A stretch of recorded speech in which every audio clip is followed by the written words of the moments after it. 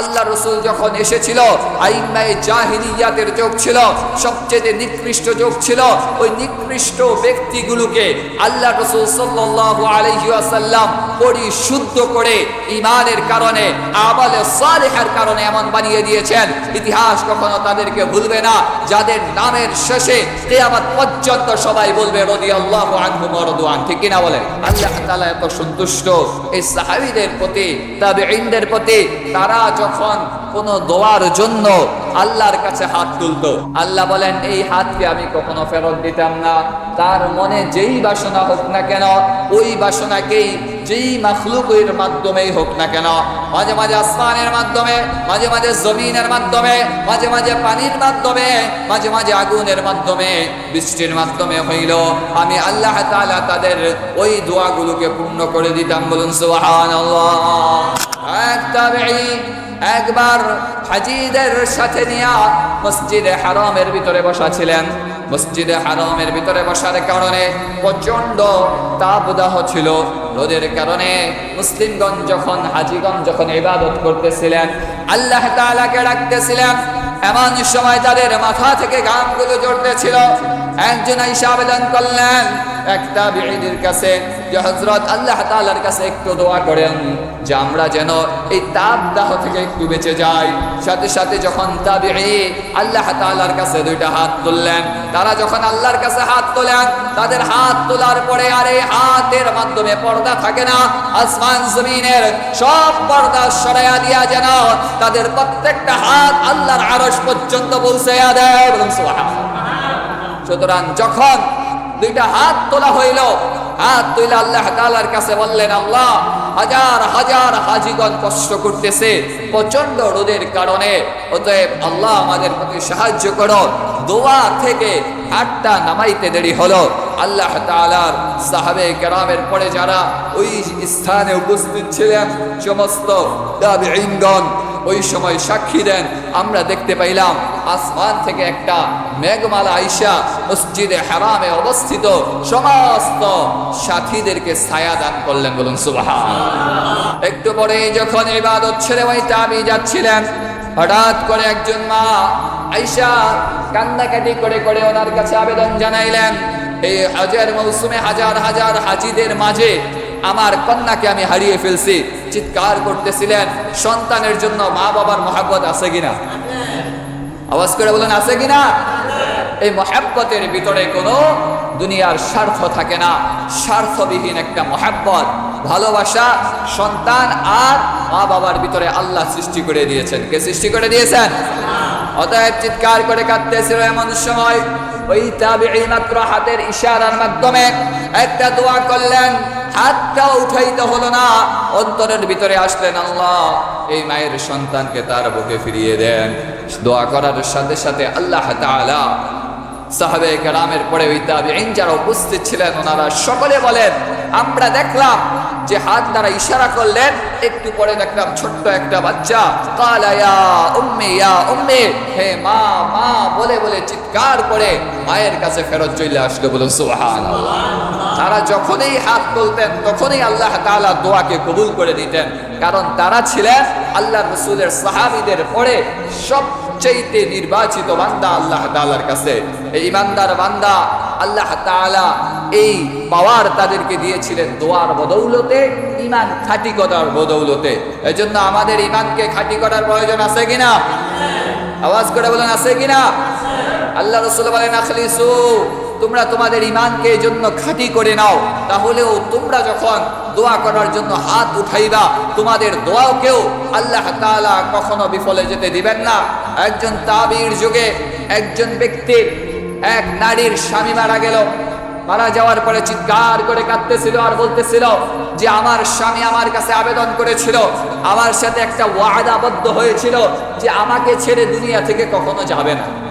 এরকম ওয়াদা যদি কেউ করে, এই ওয়াদা কোনো কাজে আসবে? আওয়াজ করে বলুন, কাজে আসবে?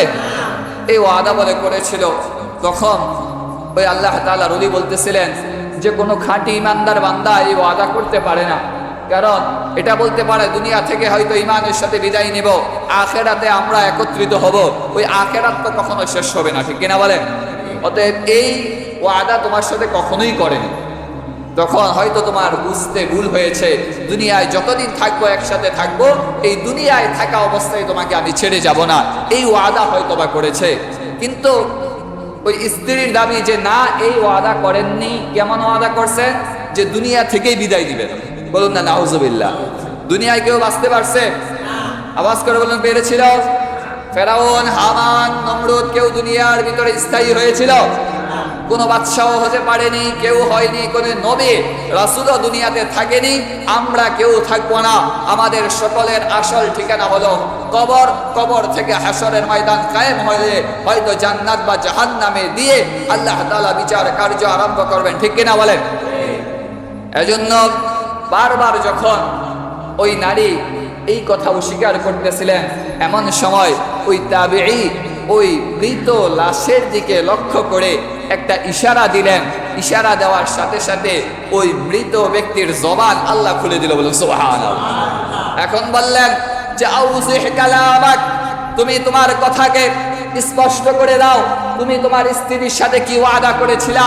ওই স্বামীর সাথে সাথে বলেন, দুনিয়া থেকে বিদায় নিবে না এমন কোনো ব্যক্তি নাই, বরং মালাকুল মউত পর্যন্ত তারও একদিন না একদিন মৃত্যু হবে। ঠিক কিনা বলেন? আল্লাহ তাআলার আরশের নিচে 8 জন ফেরেশতা রয়েছেন, যারা মহা আরশকে ধরে রয়েছেন, যাদেরকে বলা হয় এমন তারা যে 7 আসমানের উপরে আল্লাহ তাআলা মহা সমুদ্র রেখেছেন। ওই সমুদ্রের উপরে 8 জন দাঁড়ানো অবস্থায় আছেন, যাদের পানি যে পায়ের গোড়া থেকে নিয়ে হাঁটু পর্যন্ত হয় নাই। বলুন সুবহানাল্লাহ।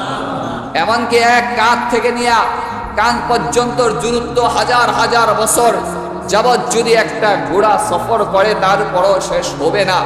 এই বড় মাপের ফেরেশতাগুলো মহা আল্লাহ তাআলার আরশ ধরে আছেন। এই ফেরেশতাদেরও একদিন বিদায় নিতে হবে, তাদেরও মৃত্যুর স্বাদ একদিন আস্বাদন করতে হবে। ঠিক কিনা বলেন?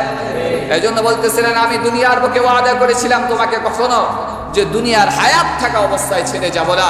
কথা স্পষ্ট করে দিয়ে ওই মৃত ব্যক্তি আবার সাথে সাথে তার জবানটা অফ হয়ে গেল। বলুন সুবহানাল্লাহ। এজন্য বলতেছিলাম, তাবেঈনগণ যখনই হাত বলতেন, দোয়া কবুল করে নিতেন কে?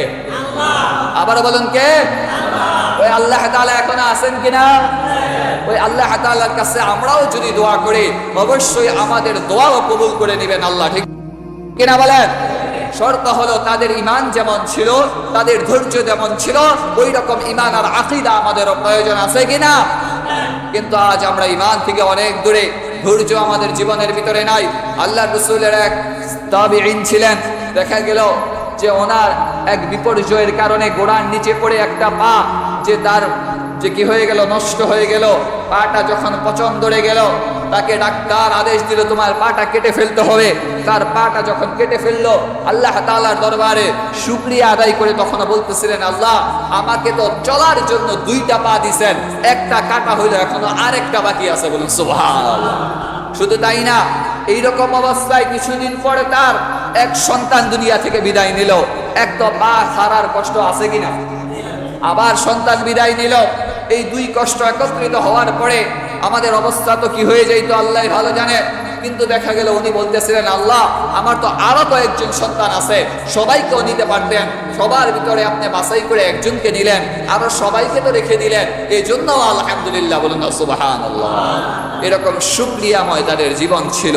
কি নাই এটার দিকে তারা তাকাইতেন না, কি আছে ওইটারই শুকরিয়া আদায় করতেন। আমাদের তো যা আছে ওইটারই আমরা শুকরিয়া আদায় করি না। ঠিক কিনা বলেন? আওয়াজ করে বলেন ঠিক কিনা? কারণ কোন অন্ধ ব্যক্তি ইচ্ছা করে তার আশেপাশে যা কিছু রয়েছে এগুলোর সে সাউন্ড শুনতে পায়, স্পর্শ করে এগুলো অনুধাবন করতে পারে, কিন্তু কখনো চোখের মাধ্যমে দেখতে পারে না। এজন্য অন্ধ ব্যক্তির কামনা, দিলের ভিতরে ইচ্ছা, হায় যদি আমি ধরে এগুলো স্পর্শ করে, কিন্তু এটার রং কেমন, কালার কেমন আমি দেখতে পাই না। আল্লাহ যদি আমার চোখের ভিতরে এই শক্তিটা দিয়ে দিতেন, যদি একটু দেখতে পারতাম। এইরকম একটু দেখার আকুলতা তাদের অন্তরে আছে কিনা?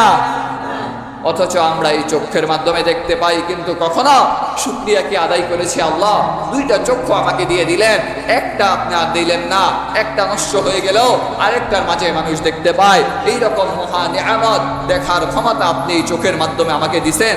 কয়দিন আল্লাহর দরবারে এই জন্য শুকরিয়া আদায় করেছি, কয়দিন আল্লাহর দরবারে সিজদা আদায় করে বলেছি আল্লাহ ফালিহাদা আলহামদুলিল্লাহ, এর জন্যই আলহামদুলিল্লাহ। একজন তাবিঈর কাছে একজন অন্ধ ব্যক্তি আয়েশা বলতেছিলেন যে হযরত, আমাকে আল্লাহ তাআলা দুইটা চক্ষু দিয়েছেন, কিন্তু এই চোখের ভিতরে দেখার মতন ক্ষমতা দেননি। আমি দুনিয়া কেমন দেখতে পাই না, জন্ম থেকে নিয়ে আমি অন্ধ। হায় আল্লাহ, যদি একবার আমাকে এই দুনিয়াটা দেখার তৌফিক দিত, কাবা ঘরটা একবার হলো আমি দেখতে চাইতাম।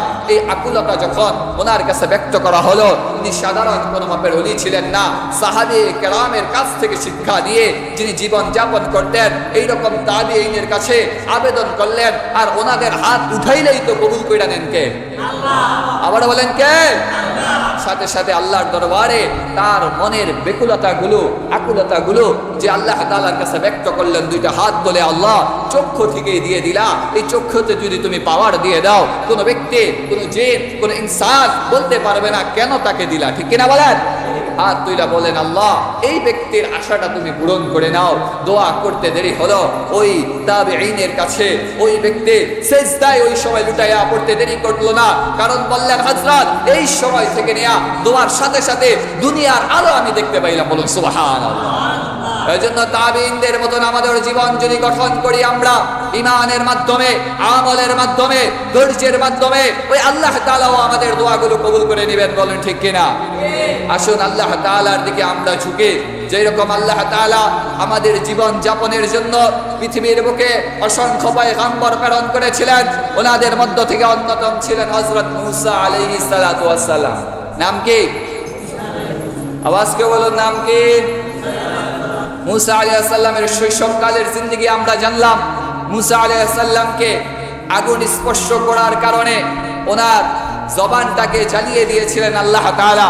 গত জুমায় দুইটা দৃষ্টান্ত শুনেছিলাম যে আল্লাহ তাআলা মাঝে মাঝে আগুনকেও ফুল বাগিচা বানায় দেন, আগুনকেও জ্বলানোর ক্ষমতা দেন না, একমাত্র এই অধিকার আল্লাহ তাআলাই রাখেন, ঠিক কিনা বলেন? যেমন এক তাবিঈনকে, এক আল্লাহর ওলিকে আগুনের ভিতরে একবার নিক্ষেপ করা হয়েছিল। শত্রুরা যখন আগুনের ভিতরে নিক্ষেপ করা হলো, যে একটু পরে তারা মনে করলো সে জ্বলে পুড়ে শেষ হয়ে যাবে, কিছুক্ষণ পর দেখা গেল তাকে যে রশিগুলো দিয়ে বাঁধা হয়েছিল শুধুমাত্র রশিগুলোই পুড়ে গেল, তার একটা পশম পর্যন্ত পড়ে নাই। বলুন সুবহানাল্লাহ। সুতরাং মূসা আলাইহিস সালামের ব্যাপারেও আল্লাহ এমন করতে পারতেন। আমাদের গত জুমায় প্রশ্ন ছিল আল্লাহ তাআলা এমন না করে জবানটা কেন একেবারে জ্বালিয়ে দিয়েছিলেন? প্রশ্নের উত্তর হচ্ছে আল্লাহ তাআলা মাঝে মাঝে ছোট ছোট বিপদ দিয়ে আমাদেরকে ওনার দিকে ডাকেন, এক নম্বর। দুই নম্বর, আল্লাহ তাআলা আমাদের জিন্দেগি এমনভাবে পরিচালনা করেন, আমাদের যখন যেটার প্রয়োজন ওই সময় এটা আমাদেরকে দেন। যদি ওই সময় ওইটা আমার চাহিদা মোতাবেক হইতো, তাহলে কখনোই জিন্দেগি আমি পরিচালনা করতে পারতাম না, ঠিক কিনা বলেন? মাঝে মাঝে আমরা বুঝি না, হ্যাঁ এই চাকরিটা তো আমি নিতে চাইছিলাম, এটা করতে চাইছিলাম, তখন দেখি এই জায়গায় যারা গিয়েছিল সবাই বিপদে পড়ে, মুসিবতে পড়ে। ওই সময় আমি ভাবি আল্লাহ যে এটা আমার মাধ্যমে করার নাই, এই জন্য আরো বেশি ভালো হচ্ছে। এমন হয় কিনা আমাদের জিন্দেগিতে? এক জায়গায় সফরে আপনি যেতে চাইছিলেন, যেতে পারেন নাই, অনেক আফসোস আপনার অন্তরে, সবাই যেতে পারলো, আমি কেন পারলাম না? আমার হয়তো টাকার সমস্যা ছিল বা এই বিপদের কারণে যেতে পারি নাই, এই জন্য আল্লাহর কাছে হাজার আপনার অভিযোগ, আল্লাহ কেন পারলাম না? সে তো পারলো, তা আমি তো ছুটি ছিল, তারপরও কেন যেতে পারলাম না? এরকম সময় সুযোগ তো আর হয় না। এরকম হাজার আফসোস অভিযোগ আল্লাহর কাছে করছেন। যখন আপনি শুনলেন ওই সফরে যারা ছিল প্রত্যেকটা ব্যক্তি দুর্ঘটনার শিকার হয়েছে, প্রত্যেকটা ব্যক্তি আহত হয়েছে বা নিহত হয়ে গেছে, এটা শোনার পরে আপনি ঠিকই ওই সময় বলেন, হায় আল্লাহ যে আমাকে নেওয়াই নাই, এটাই আমার জিন্দেগিতে আরো ভালো হয়েছে, ঠিক কিনা বলেন? এই জন্য আমাদের জিন্দেগিতে কখন কি প্রয়োজন সবকিছু জানেন কে? আরো জোরে সরে বলুন, কে জানেন? ওই আল্লাহর জন্য আরেকবার বলুন আল্লাহু আকবার। আরো জোরে সরে বলুন আল্লাহু আকবার। এই জন্য আল্লাহ তাআলা জানেন মূসা নবীকে যদি আমি জবানটা জ্বালিয়ে না দিতাম, আল্লাহর মূসা নবী কখনো হয়তো বা মিশরে আসার পরে এই দোয়াটা করতে পারতেন না, আল্লাহ আমার ভাই ওয়াজআললি হারুন, আমার ভাই যে হারুন রয়েছে এই হারুনকেও আপনি নবী বানায়া দেন। কারণ এই জন্যই দোয়া করলেন, আল্লাহ ফেরাউনের কাছে আমি দাওয়াত নিয়ে যাব, আমার মুখের ভাষা স্পষ্ট না থাকার কারণে কথা যদি ক্লিয়ার করে ব্যক্ত না করতে পারি, তাকে আমি ঈমান কোন জিনিস, আল্লাহ কি জিনিস, রিসালাত কি জিনিস বুঝাইতে পারবো না। আমার চাইতে হারুনা খিসদুদ বিহি আজরি ওয়া আশরিকহু ফি আমরি, আমার ভাই যে হারুন দিয়েছেন হুয়া আফসাহু মিন্নি, তার জবানের ভাষা স্পষ্ট সুন্দর ভাষায় সে ব্যক্ত করতে পারে, বুঝাইতে পারে। অতএব যখন হারুনকেও আপনি নবী বানাইবেন, উভয় ভাই যখন নবী হয়ে যাব, উভয় ভাই যখন একসাথে ফেরাউনের কাছে দাওয়াত নিয়ে যাব, আলাদা ইমানি একটা শক্তি বৃদ্ধি পাবে, ঠিক কিনা? এই জন্য আল্লাহ বলেন ওই জবানে যদি এই ত্রুটিটা না দিতাম, এই দোয়াটা হয়তো বা উনি নাও করতেন বা ভাইকে নবী নাও বানাইতেন। আল্লাহ তাআলা এই উসিলায় আল্লাহ তাআলা ওনার ভাইকে নবী বানাই দিয়েছেন, বলুন সুবহানাল্লাহ। এখন উভয় ভাই মিলে ফেরাউনের কাছে দাওয়াত নিয়ে গিয়েছিল। অতএব সব কিছুর ভিতরে আমাদের জিন্দেগিতে যা ঘটে হিকমত আল্লাহ তাআলা রেখে দিয়েছিলেন। এই জন্য আল্লাহর নবীর ব্যাপারে বলেন, মুসা আলাইহিস সালামের ব্যাপারে আল্লাহ তাআলা ওয়ালাম্মা বালাগা শুদ্দাহু ওয়াসতাওয়া আতাইনাহু হুকমান ওয়া ইলমা, যখন মুসা নবী প্রাপ্ত বয়সে উপনীত হয়ে গেল, এমন সময় আল্লাহ তাআলা ওনাকে দুইটা জিনিস দান করছেন। সবাই বলুন কয়টা? আওয়াজ করে কয়টা? এক নাম্বার হুকমান ওয়া ইলমা, হিকমত দান করা হয়েছিল। দুই নাম্বার ইলম দান করা হয়েছিল। মা হুয়াল হিকমা, মা হুয়াল ইলম, ওয়া মাল ফারকু বাইনাহুমা, হিকমত কাকে বলে জানতে হবে আমাদের, ইলম কাকে বলে, উভয়টার ভিতরে তফাৎ কি আমরা যদি না বুঝি তাহলে হিকমতও বুঝবো না, ইলমও বুঝবো না। আবারও সবাই বলুন তো কয়টা জিনিস? হিকমত, ইলম। আবার বলুন কি? হিকমত, ইলম। ইলম তো সবাই আমরা গুনি। মা হুয়াল ইলম, ইলম কাকে বলে? মারিফাতুশ শাই, কোন একটা বস্তু জানা, অনুধাবন করা, আয়ত্ত নেওয়া, এটাকে বলা হয় ইলম, এটাকে নেওয়া হয় জ্ঞান। কিন্তু স্বাভাবিক ভাষায় ইলম হলো প্রত্যেকটা বস্তু জানা, শিক্ষা নেওয়া, এটাই হলো ইলম। কিন্তু শুধু সব শিক্ষাকে ইলম বলে না, কারণ চুরি একটা বিদ্যা, এটাও শেখানো হয়, ঠিক কিনা বলেন? চিন্তাই করা, তাদের সাথে থাকতে থাকতে আপনি শিখবেন, এটাও একটা জ্ঞান। এই জন্য প্রত্যেক জ্ঞানকেই ইলম বলা হয় না, বরং কোরআনের জ্ঞানকে, হাদিসের জ্ঞানকে, ফিকহের জ্ঞানকে, মাসলা মাসাইলের জ্ঞানকে ইলম বলা হয়। ইলমের মাধ্যমে আপনার দিলকেও আল্লাহ তাআলা পরিষ্কার করে দেয়, বলুন সুবহানাল্লাহ। কোরআন থেকে, হাদিস থেকে মাসলা মাসাইল বের করে জীবন যাপন করার নামই হলো ইলম। এজন্য আল্লাহ রাসূল বলেন, খায়রুকুম মান তাআল্লামাল কুরআন ওয়া আল্লামা, তোমরা কি জানো তোমাদের মধ্যে সর্বশ্রেষ্ঠ কোন ব্যক্তি? তোমরা জানো না? পৃথিবীর বুকে যদি সর্বশ্রেষ্ঠ ব্যক্তিকে দেখতে চাও, তুমি তোমার ওই সন্তানের দিকে তাকাও যেই ব্যক্তি কোরআনের, হাদিসের ইলম অর্জন করলে এবং অপরকে শিক্ষা দিল, তার চাইতে সেরা, উত্তম, শ্রেষ্ঠ ব্যক্তি পৃথিবীর বুকে আর কেউ নেই, বলুন সুবহানাল্লাহ। শুধু তাই না, আল্লাহ বলেন তালাবুল ইলমি ফারিদাতুন আলা কুল্লি মুসলিম, প্রত্যেকটা মুসলিমের জন্য আমি আল্লাহ ইলমকে, দ্বীনি ইলমকে শিক্ষা করা ফরজ করে দিয়েছি। তোমার জন্য 5 ওয়াক্ত নামাজ ফরজ, 5 ওয়াক্ত নামাজের জ্ঞান অর্জন করা ফরজ। তোমার জন্য নামাজের পূর্বে ওযু করা ফরজ, এই ওযুটা কিভাবে করতে হবে, ওযুর ইলম অর্জন করা ফরজ। তোমার জন্য রমজানের রোজা রাখা ফরজ, রমজানের রোজার জন্য কিভাবে রাখতে হবে এই ইলমটা অর্জন করা তোমার জন্য ফরজ। তোমার জন্য যদি যাকাত আদায় ফরজ হয়ে যায়, যাকাতের ইলম তোমার অর্জন করা ফরজ হয়ে যাবে। তোমার জন্য যদি হজ ফরজ হয়ে যায়, হজের ইলম আদায় করা, হজের ইলমগুলো তোমার জানাও ফরজ হয়ে যায়, ঠিক কিনা বলেন?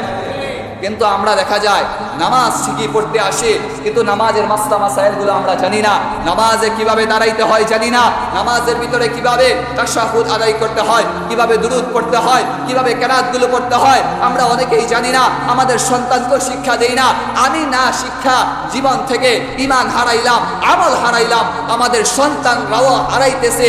আমি নিজ ইচ্ছায় আমার সন্তানকে জাহান্নামে নিক্ষেপ করতেছি, ঠিক কিনা? আওয়াজ করে বলুন, এমন আছে কিনা?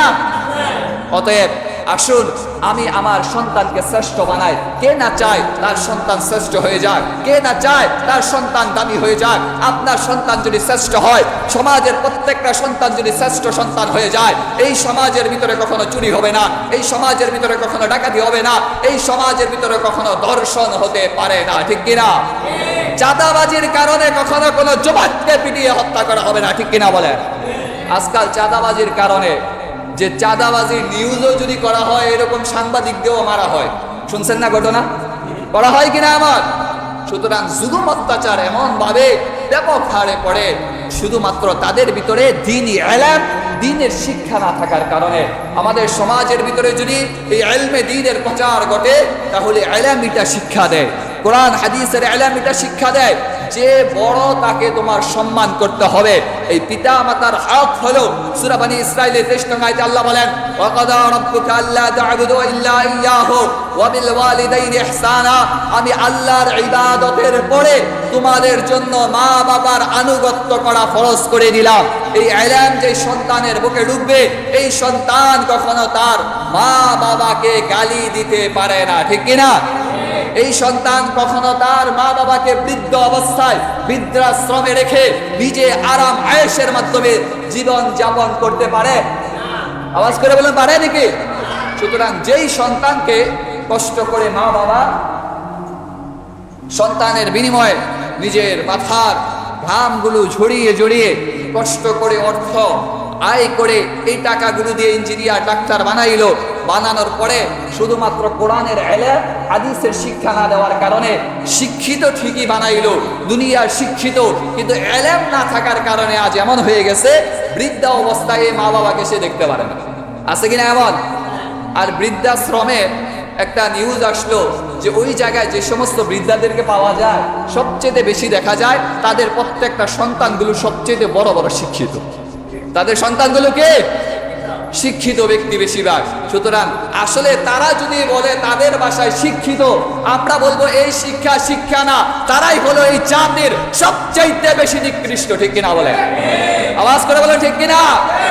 যেই সন্তান নিজের মুখে আহার তুলতে পারে তার মাকে বাবাকে বৃদ্ধাশ্রমে রেখে, এই সন্তানের চাইতে মূর্খ জালেম পৃথিবীর বুকে আর কেউ নাই, ঠিক কিনা?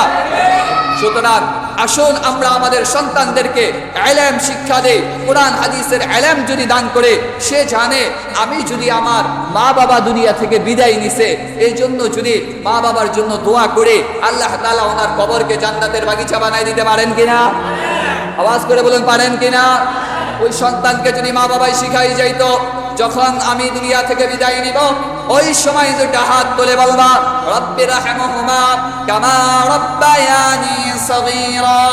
হে আমার প্রভু, যখন আমাকে কষ্ট করে ছোটবেলা আমার মা বাবা লালন পালন করেছিল, আজ এই অন্ধকার কবরে আমার মা বাবার হালত কি আছে আমরা জানি না। অতএব এই মা বাবারেও ছোট্টবেলা তারা যেভাবে আমাকে লালন পালন করেছে, আদর করত, যত্ন করত, আজ তুমি আল্লাহ তাদের অভিভাবক হয়ে যাও, বলো সুবহানাল্লাহ। অতএব এরকম মা বাবা আমাদের অন্ধকার কবরে অনেকেরই আছে, ঠিক কিনা বলেন? আছে কিনা? কারো মা নাই, বাবা নাই, দাদা নাই, নানি নাই, তারা আজ অন্ধকার কবরে কি হালতে আছে আমরা জানি না। তাদের জন্য মাঝে মাঝে আমাদের দোয়ার প্রয়োজন আছে কিনা? আওয়াজ করে বলবেন মন থেকে, আছে কিনা? এজন্য আল্লাহ তাআলা রাসূল বলেন, তোমাদের জন্য সর্বশ্রেষ্ঠ একটা উপমা আমি শিক্ষা দিয়ে দিলাম। যখন তুমি চাও যে তোমার একটা ইবাদত নগদ কবুল হয়ে যাক, কি হয়ে যাক? নগদ কবুল হয়ে যাক। এই ইবাদতটা হলো একমাত্র দান করা। এই দানের বিনিময়ে তোমার পিতা যদি অন্ধকার কবরে শাস্তি ভোগ করতে থাকে, মা যদি শাস্তি ভোগ করতে থাকে, সুতরাং শুনে রাখো, আযাব হইতেছে তুমি দুনিয়াতে কোনো মুসিবতের ভিতরে রয়েছ, নগদ তুমি যদি কিছু টাকা দান করে দাও, এর চাইতে উত্তম আর বিকল্প কোনো ইবাদত খুঁজে পাওয়া যাবে না। কারণ নগদ দানের বিনিময়ে আল্লাহ বলেন, গদবর রব্বে, আমি আল্লাহর রাগ ক্রোধ সব একেবারে পানির মতন মিশে যায়, বলুন সুবহানাল্লাহ। আল্লাহ তাআলার রাগ বলতেছেন যেন আগুনের মতন। তুমি দান করলা, 10 টাকা হোক, 20 টাকা হোক, এই দানের বিনিময়ে এই আগুনের মতন আমার রাগটা সাথে সাথে একেবারে পানি হয়ে যায়, বলুন সুবহানাল্লাহ।